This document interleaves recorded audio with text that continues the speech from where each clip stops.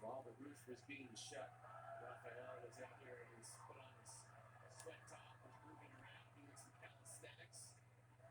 But then had a warm up, a re-warm up. Chapter 4. I know there are readers in the world as well as many other good people in it who are no readers at all, who find themselves ill at ease, unless they are let into the whole secret from first to last of everything which concerns you. It is in pure compliance with this humor of theirs and from a backwardness in my nature to disappoint any one soul living that I have been so very particular already, as my life and opinions are likely to make some noise in the world, and, if I conjecture right, will take in all ranks, professions, and denominations of men whatever, be no less read than the Pilgrim's Progress itself, and in the end prove the very thing which Montaigne dreaded his essay should turn out, that is, a book for a parlor window. I find it necessary to consult everyone a little in his turn, and therefore must beg pardon for going on a little further in the same way, for which cause right glad I am that I have begun the history of myself in the way I have done, and that I am able to go on tracing everything in it, as Horace says, ab ovo.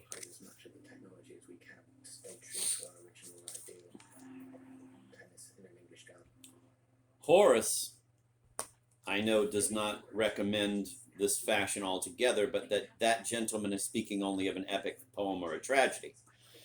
I forget which. Besides, if it was not so, I should beg Mr. Horace's pardon, for in writing what I have set about, I shall confine myself neither to his rules, nor to any man's rules that ever lived.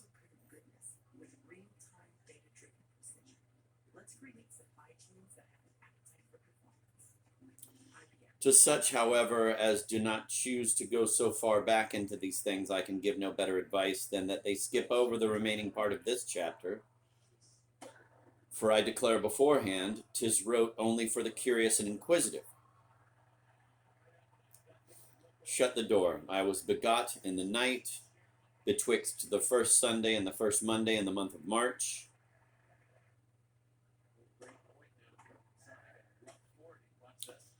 In the year of our Lord 1718.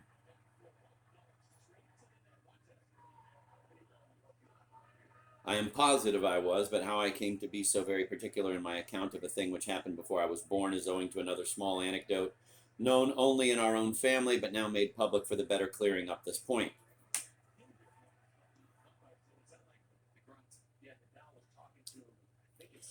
My father, you must know, who was originally a Turkey merchant, but had left off business for some years in order to retire to and die upon his paternal estate in the county of Blank, was, I believe, one of the most regular men in everything he did, whether 'twas matter of business or a matter of amusement, that ever lived.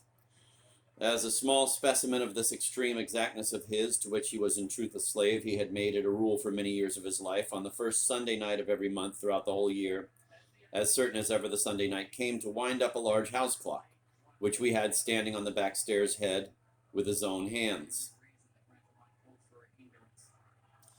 And being somewhere between 50 and 60 years of age at the time I have been speaking of, he had likewise gradually brought some other little family concernments to the same period, in order, as he would often say to my Uncle Toby, to get them all out of the way at one time, and be no more plagued and pestered with them the rest of the month. It was attended with but one misfortune, which in a great measure fell upon myself, and the effects of which I fear I shall carry with me to my grave, namely, that from an unhappy association of ideas which have no connection in nature, it so fell out at length that my poor mother could never hear the said clock wound up, but the thoughts of some of the other things unavoidably popped into her head, and vice versa. Which strange combination of ideas the sagacious Locke, who certainly understood the nature of these things better than most men, affirms to have produced more wry actions than all other sources of prejudice whatsoever. But this by the by. Now it appears by a memorandum in my father's pocket book, which now lies upon the table, that on Lady Day, which was on the 25th of the same month in which I date my geniture, my father set out upon his journey to London with my eldest brother Bobby to fix him at Westminster School. And as it appears from the same authority,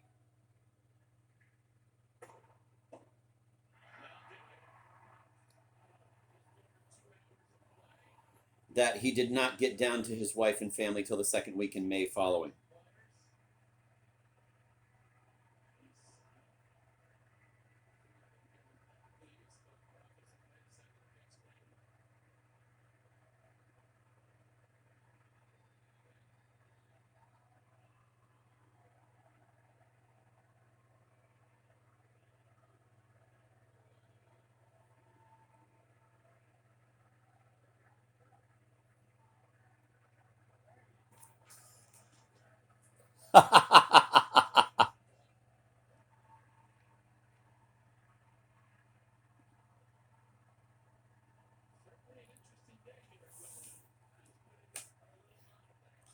It brings the thing almost to a certainty. However, what follows in the beginning of the next chapter puts it beyond all possibility of doubt. But pray, sir, what was your father doing all December, January, and February? Why, madam, he was all that time afflicted with a sciatica.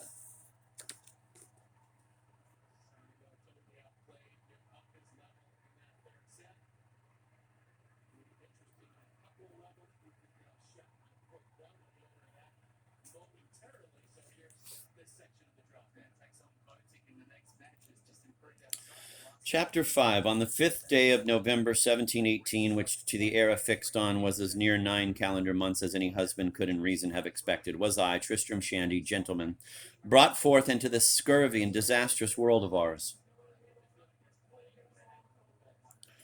I wish I had been born in the moon, or in any of the planets except Jupiter or Saturn, because I never could bear cold weather. For it could not well have fared worse with me in any of them, though I will not answer for Venus, than it has in this vile, dirty planet of ours, which, O my conscience, with reverence be it spoken, I take to be made up of the shreds and clippings of the rest. Not but the planet is well enough, provided a man could be born in it to a great title or to a great estate, or could anyhow contrive to be called up to public charges and employments of dignity or power, but that is not my case, and therefore every man will speak of the fair as his own market has gone in it.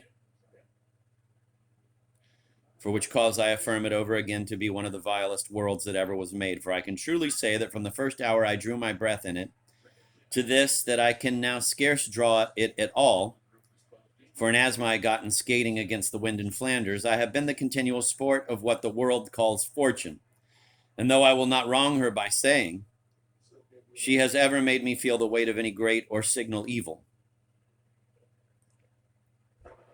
Yet with all the good temper in the world, I affirm it of her, that in every stage of my life, and at every turn and corner where she could get fairly at me, the ungracious Duchess has pelted me with a set of as pitiful misadventures and cross accidents as ever small heroes sustained.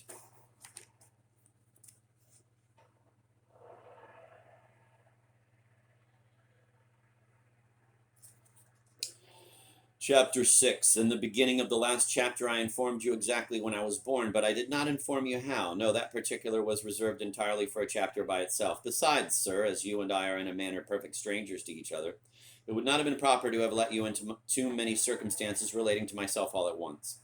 You must have a little patience. I have undertaken, you see, to write not only my life, but my opinions also, hoping and expecting that your knowledge of my character and of what kind of a mortal I am by the one would give you a better relish for the other. As you proceed farther with me, the slight acquaintance, which is now beginning betwixt us, will grow into familiarity, and that, unless one of us is in fault, will terminate in friendship. O diem praeclarum. Then nothing which has touched me will be thought trifling in its nature or tedious in its telling. Therefore, my dear friend and companion, if you should think me somewhat sparing of my narrative on my first setting out, bear with me and let me go on and tell my story my own way. Or if I should seem now and then to trifle upon the road, or should sometimes put on a fool's cap with a bell to it for a moment or two as we pass along, don't fly off, but rather courteously give me credit for a little more wisdom than appears upon my outside. And as we jog on, either laugh with me or at me, or in short, do anything. Only keep your temper.